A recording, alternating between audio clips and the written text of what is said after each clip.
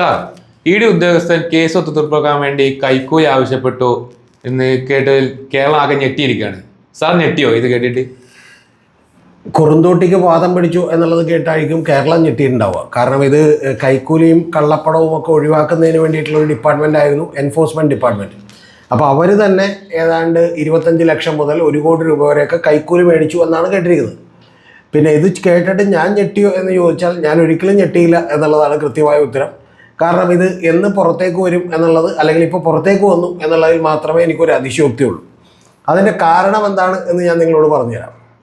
കാരണം enforcement directorate ഉദ്യോഗസ്ഥർ ഇത്തരത്തിൽ പല ആളുകളിൽ നിന്ന് ഏതാണ്ട് 5ഓളം പേരിപ്പോൾ വിജിലൻസിനെ സമീപിച്ചിട്ടുണ്ട്. ആളുകളുടെ കയ്യിൽ നിന്ന് 25 ലക്ഷം മുതൽ 1 കോടി രൂപ വരെ കൈക്കൂലി മേടിക്കും.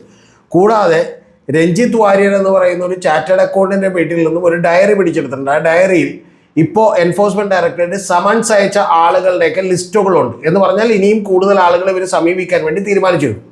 അപ്പോൾ ഈ ആളുകളൊക്കെ തന്നെ ഇതിൽ പണം കൊടുക്കും. ആ പണം കൊടുക്കുന്നവരെ നമുക്ക് കുറ്റപ്പെടുത്താൻ കഴിയില്ല. കാരണം എന്താണെന്നറിയാമോ?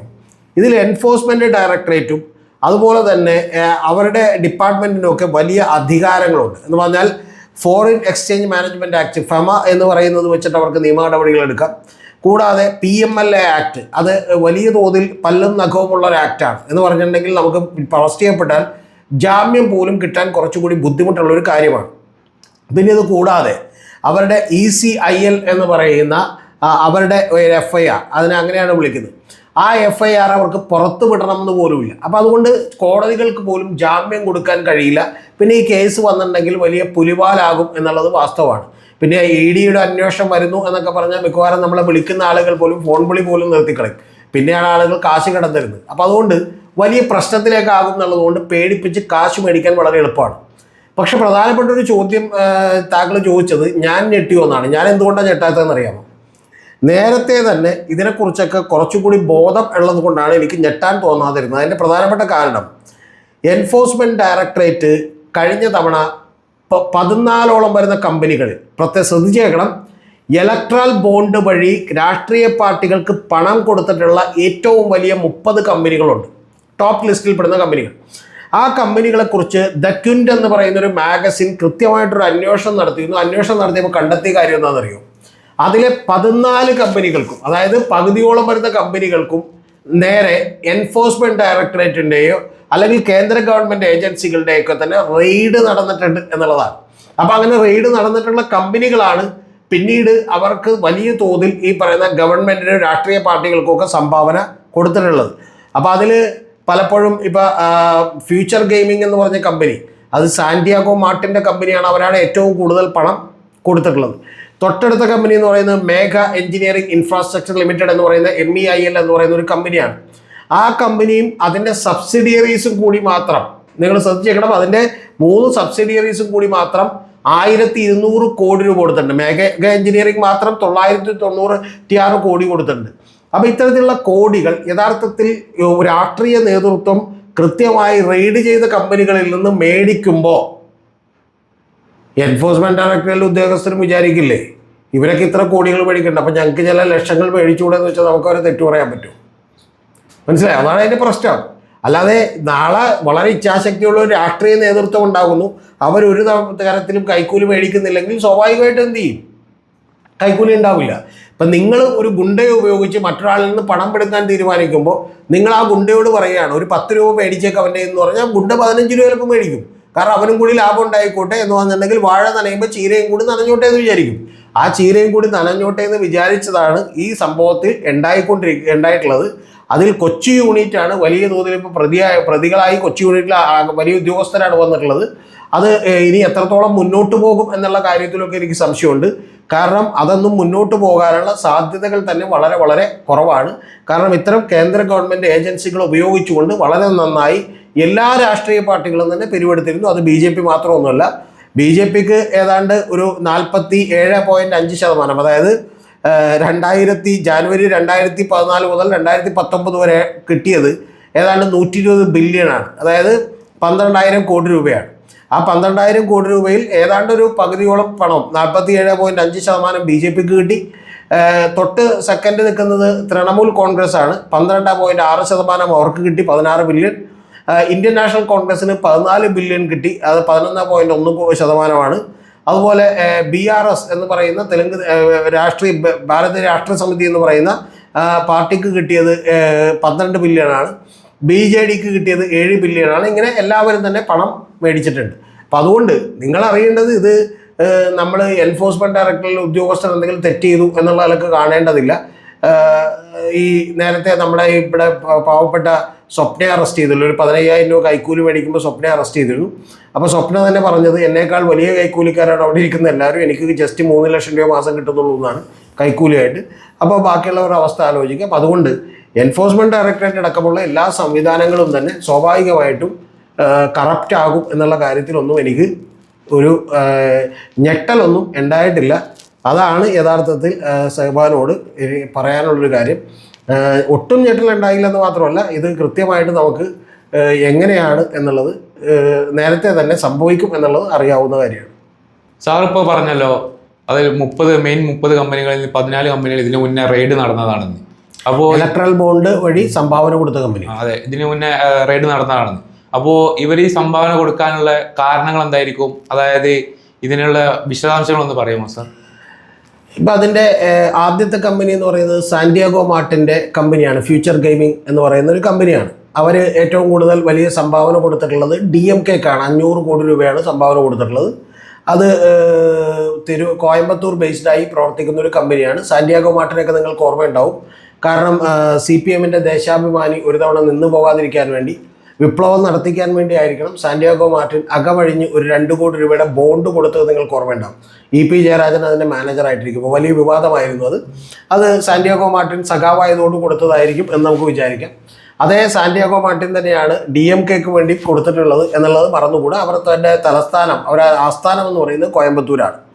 ഇനി രണ്ടാമത്തെ കമ്പനി എന്ന് പറയുന്നത് മേഘ എഞ്ചിനീയറിംഗ് ഇൻഫ്രാസ്ട്രക്ചർ ലിമിറ്റഡ് എന്ന് പറയുന്ന MEIL എന്ന് പറയുന്ന കമ്പനിയാണ്. ആ കമ്പനിയുടെ ചില ഉദാഹരണങ്ങൾ ഞാൻ പറയാം. ഞാൻ പറഞ്ഞു ആ കമ്പനി മാത്രം കൊടുത്തേക്കുന്നത് ഏതാണ്ട് 900 കോടി രൂപയിൽ കൂടുതലാണ്. അവരുടെ സബ്സിഡിയറികളായിട്ടുള്ള കമ്പനികൾ 3 എണ്ണം കൂടി കൊടുത്തേക്കുന്നത് 1200 കോടി രൂപയാണെന്ന് പറഞ്ഞു. 1200 കോടി രൂപയൊക്കെ എന്തിനാണ് ഒരു കമ്പനി ഇങ്ങനെ സംഭാവന കൊടുക്കുന്നത് എന്ന് നമുക്ക് സംശയം തോന്നും. ആ സംശയത്തിൻ്റെ നിവൃത്തി ഞാൻ വരുത്താം. ചില 1-2 ഉദാഹരണങ്ങൾ മാത്രം ചൂണ്ടിക്കാണിക്കാം. ഒന്ന്, മേഘ എഞ്ചിനീയറിംഗ് ഇൻഫ്രാസ്ട്രക്ചർ ലിമിറ്റഡിന് മുംബൈയിൽ ഒരു പ്രൊജക്റ്റ് കിട്ടി. ആ മുംബൈയിലെ പ്രൊജക്റ്റ് എന്ന് പറയുന്നത് 14,400 കോടി രൂപയുടെ പ്രൊജക്റ്റാണ്. MEILന് കിട്ടിയ പ്രൊജക്റ്റ്.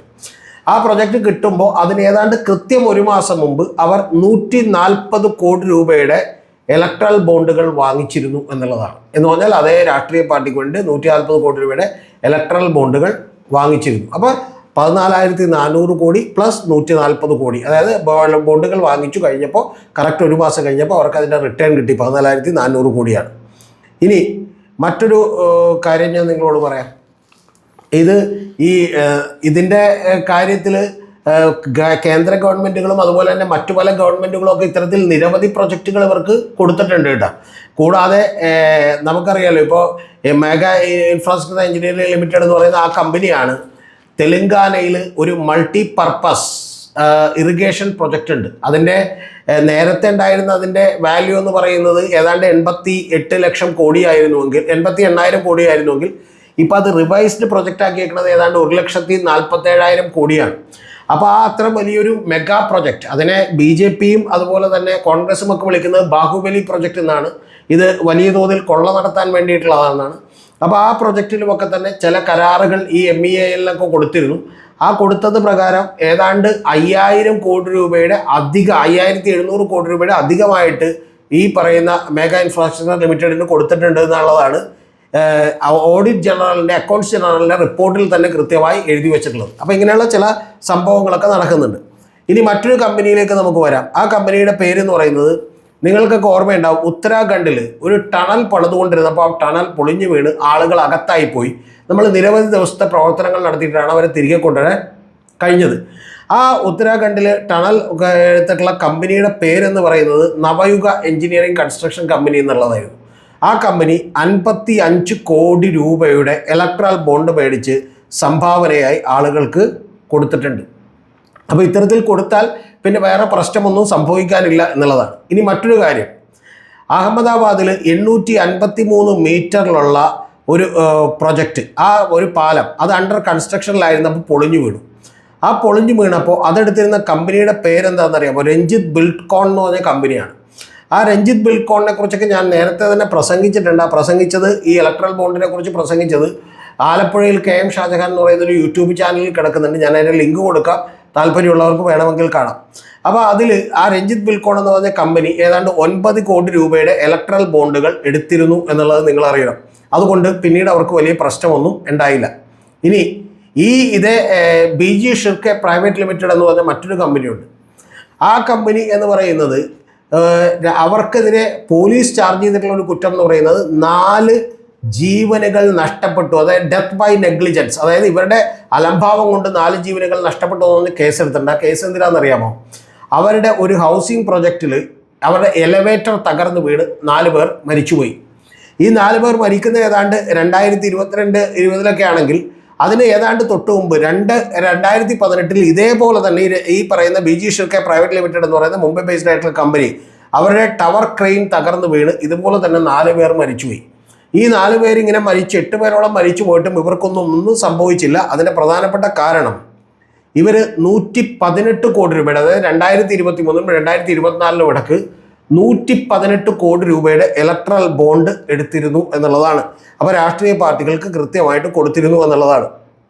അപ്പോൾ ഇതുപോലെ പല കമ്പനികൾ, ഇപ്പം ഞാൻ പറഞ്ഞല്ലോ തെലങ്കാനയിൽ തന്നെ ആ കമ്പനി മെഗാ എഞ്ചിനീയറിംഗ് ഇൻഫ്രാസ്ട്രക്ചർ ലിമിറ്റഡിന് കൊടുത്ത് 5188 കോടി രൂപയാണ്. അപ്പോൾ ഇതുപോലെ ഇനി മറ്റൊരു തമാശ കൂടി പറയാം. ഈ വലിയ പ്രൊജക്റ്റ്, അതായത് തെലങ്കാനയിലെ തന്നെ ഈ പറയുന്ന പോലെ Kaleshwaram project, Telangana multipurpose irrigation project എന്ന് പറഞ്ഞ പ്രൊജക്റ്റ്, ആ പ്രൊജക്റ്റിൻ്റെ ഡീറ്റെയിൽഡ് പ്രൊജക്ട് റിപ്പോർട്ട് വരുന്നതിന് മുമ്പ് തന്നെ തെലങ്കാന ഗവൺമെൻറ്, അന്ന് BRS ഭരിച്ചുകൊണ്ടിരുന്ന ഗവൺമെൻറ് 25,000 കോടി രൂപയിലധികം വരുന്ന വർക്കുകൾ നേരത്തെ തന്നെ കൊടുത്തിരുന്നു എന്നുള്ളതാണ്. അപ്പോൾ ഇതൊക്കെ നമുക്ക് മനസ്സിലാക്കാൻ കഴിയുന്ന ഒരു കാര്യം. ഇതൊക്കെയാണ് ഇന്ത്യയിൽ നടക്കുന്നത് എന്ന് എൻഫോഴ്സ്മെൻറ്റ് ഡയറക്ടറേറ്റ് ഉദ്യോഗസ്ഥർക്കൊക്കെ അറിയാം. അപ്പോൾ അവരും കൂടി എന്താണ്, വാഴ നനയുമ്പോൾ ചീര നനഞ്ഞേക്കാം എന്നവർ വിചാരിച്ചു. ഇനി ഒരു കാര്യം കൂടി പറഞ്ഞ് നമുക്കിത് അവസാനിപ്പിക്കാം, അല്ലെങ്കിൽ ലിസ്റ്റ് കൂടിപ്പോകും. ഇനി അടുത്തത് ശ്രീനഗറും ലേയും തമ്മിൽ കണക്ട് ചെയ്യുന്ന ഒരു പ്രൊജക്റ്റ്, അതായത് സൊഗില ടിൻ ടവർ പ്രൊജക്റ്റാണ്. ഇതിനെക്കുറിച്ച് നിതിൻ ഗഡ്കരി തന്നെ പാർലമെൻറ്റിൽ നിന്ന് പറയുന്നത് ഇത് കറപ്ഷൻ ഫ്രീ ആയിട്ടുള്ള വളരെ എഫിഷ്യൻ്റ് ആയിട്ടുള്ള ഒരു കമ്പനി ഏൽപ്പിച്ചിരിക്കുന്നു എന്നാണ്. ആ കമ്പനിയുടെ പേര് MEIL എന്ന് പറയുന്ന ഹൈദരാബാദുള്ള കമ്പനിയാണ്. അവർ ഗുജറാത്തിലുള്ള നിരവധി പ്രൊജക്റ്റുകൾ ചെയ്യുന്നൊരു കമ്പനിയാണ്. അത് 4500 കോടി രൂപയുടെ പ്രൊജക്റ്റാണ്. അപ്പോൾ ഇത്തരത്തിൽ ഈ പറയുന്ന താനെ ബോറവല്ല പ്രൊജക്റ്റ് അടക്കമുള്ള നിരവധി പ്രൊജക്റ്റുകൾ ഇതുപോലെ പല കമ്പനികൾക്കും കോൺട്രാക്റ്റ് കൊടുത്തിട്ടുണ്ട്. അപ്പോൾ ഇതൊക്കെ കണ്ടു നിൽക്കുന്ന എൻഫോഴ്സ്മെൻറ്റ് ഡയറക്ടറേറ്റിലെ ഉദ്യോഗസ്ഥർ തീർച്ചയായും വിചാരിക്കും വാഴ എന്തായാലും നനഞ്ഞുകൊണ്ടിരിക്കുകയാണ്, ചീരയായ ഞങ്ങളും കൂടി നനയട്ടെ.